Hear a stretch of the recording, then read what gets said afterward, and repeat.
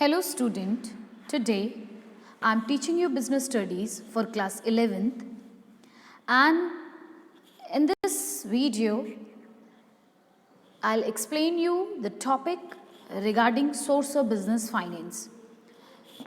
So I already started this chapter. In my previous video I covered the following topics like introduction, nature and significance of business finance, need for business finance, fixed capital requirements, working capital requirements, and classification of source of funds. So classification of source of funds में मैंने आपको period basis पर, ownership basis पे और source of generation basis पे explain किया था. तो पीरियड बेसिस पे हमने long term source, medium term source and short term source को एक्सप्लेन किया था. And then another one is ownership basis. तो ओनर्स फंड थे, बोरोड फंड थी, ठीक है. And now source of generation basis. So source of generation basis is divided into two parts. One is internal source and second is external source. So first of all I'll explain you regarding the internal source. So it includes all those sources which are generated from within the business. For example, retained earnings, funds from disposal of surplus, inventories, etc. However, internal source can fulfill only limited financial needs of the business. तो अगर हम internal source की बात करें तो internal source एक ऐसा source है जो हमारी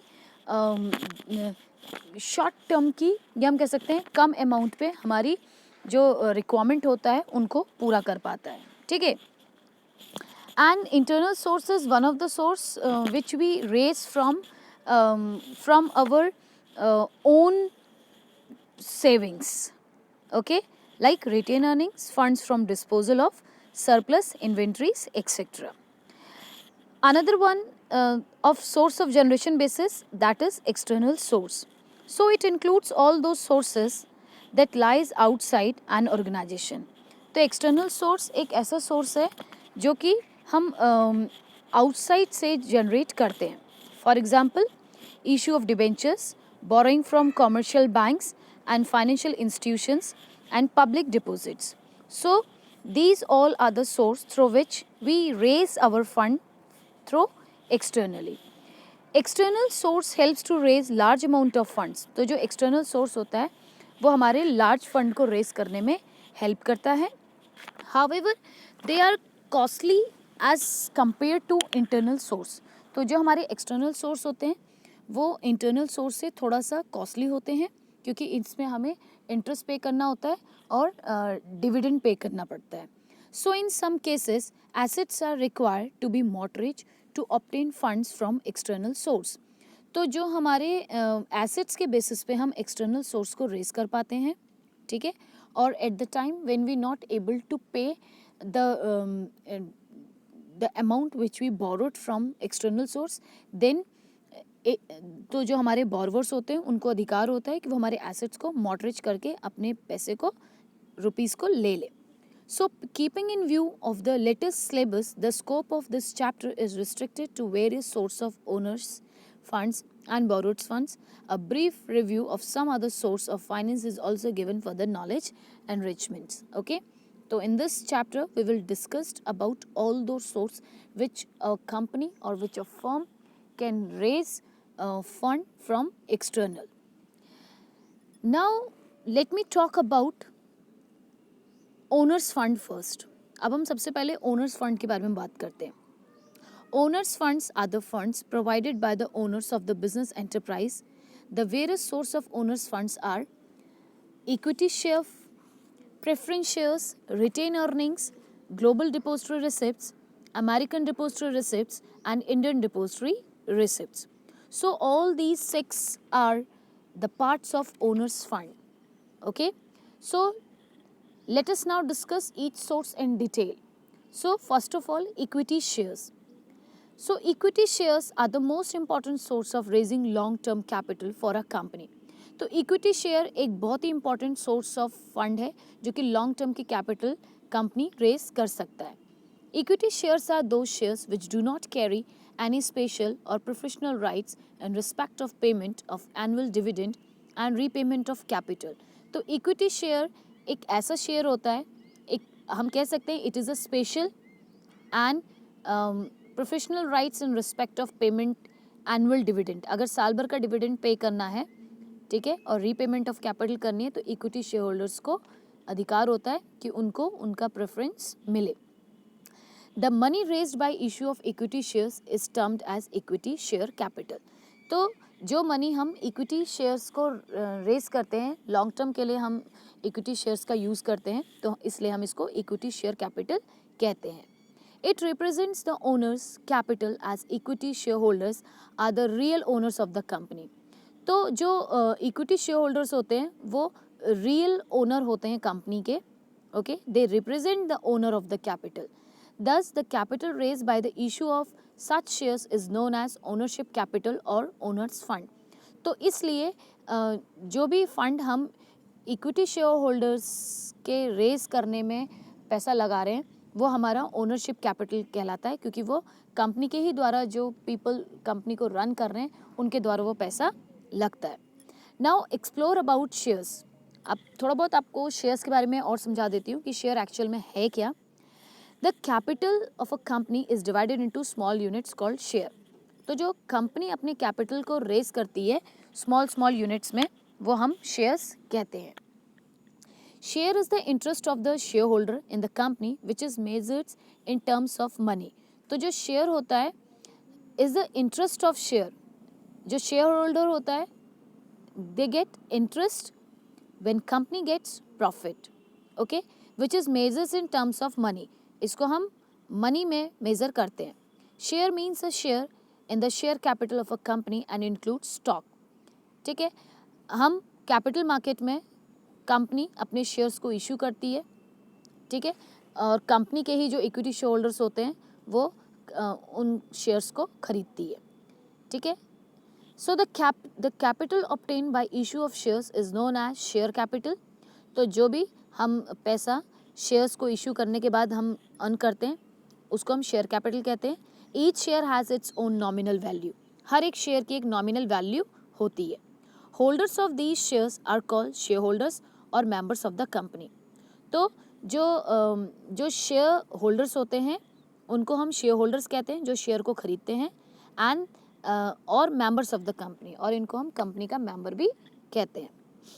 the share holder receives dividend from the company as a consideration of reinvesting his money.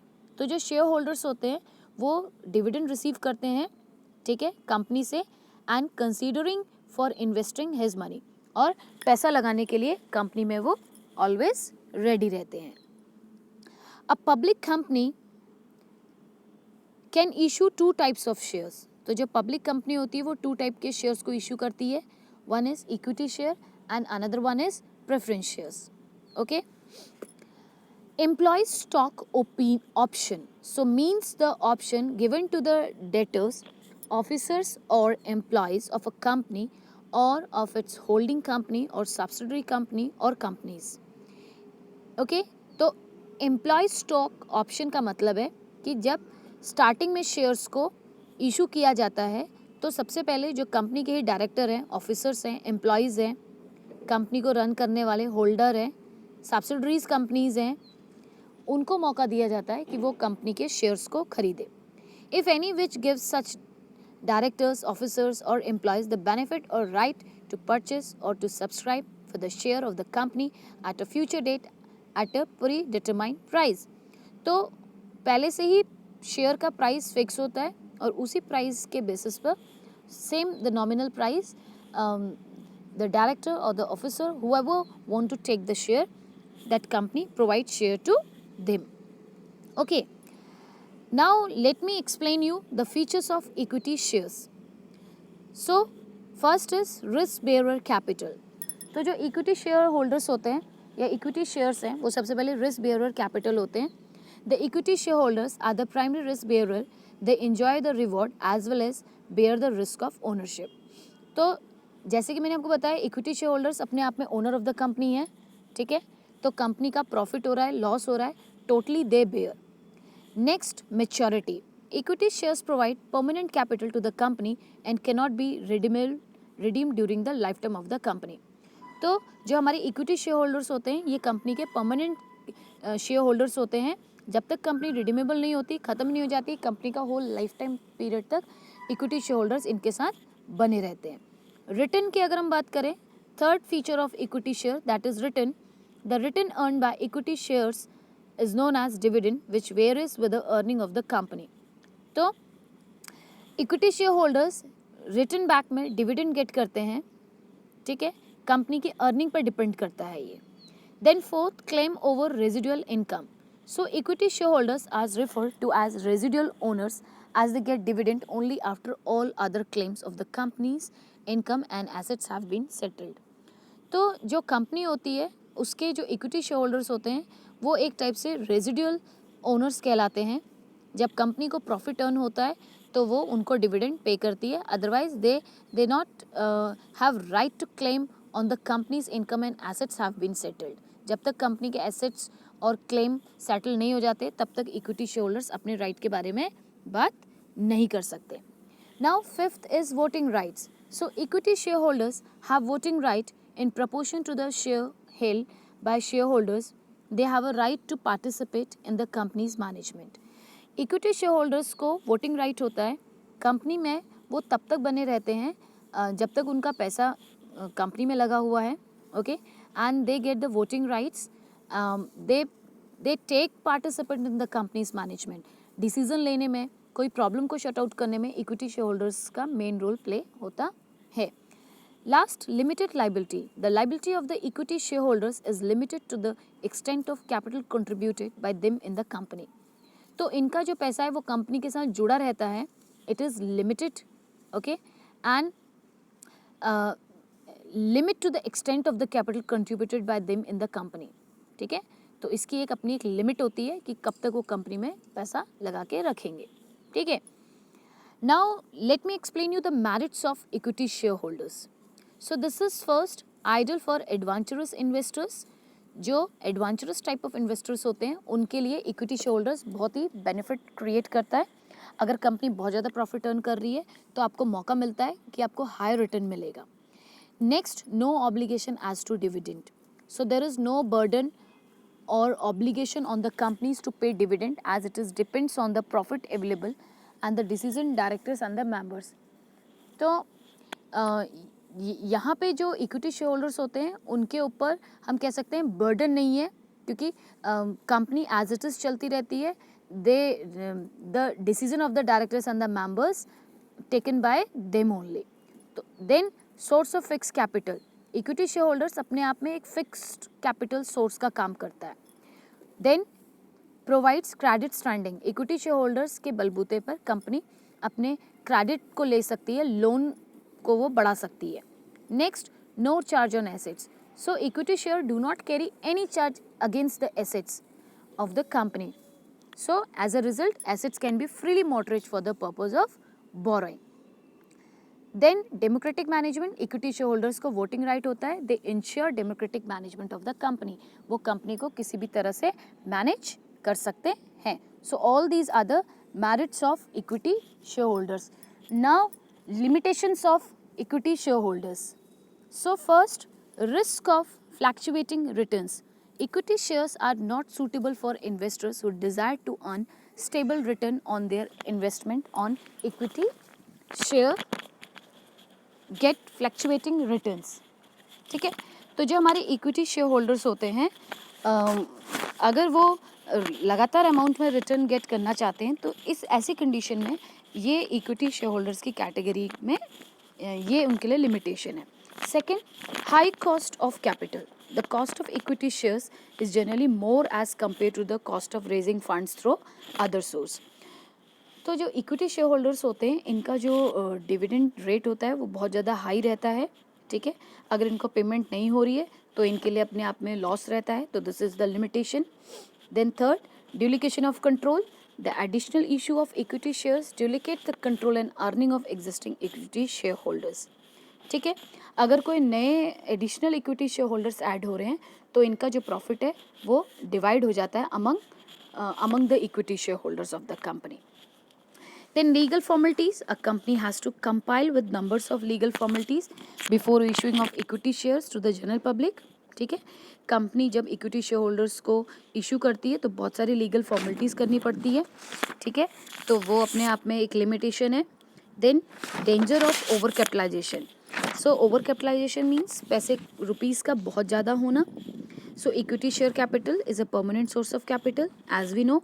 So if the company has raised excess equity capital, अगर बहुत ज़्यादा इक्विटी कैपिटल हो जाता है due to faulty financial planning, अगर गलत तरीके से फाइनेंशियल प्लानिंग हुई और इक्विटी शेयर होल्डर्स की मात्रा बहुत ज़्यादा बढ़ गई, देन द कंपनी में get into a state of over capitalization. तो वो कंडीशन हो सकती है कि कंपनी ओवर कैपिटलाइज हो जाए. So in such a situation equity capital में remain idle and under utilised.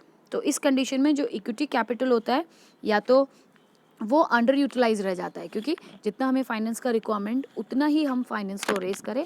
अगर वो अननेसेसरीली ज़्यादा बढ़ जाता है तो वो कंपनी के लिए भी एक टाइप से बर्डन का काम करता है. So thank you and have a nice day.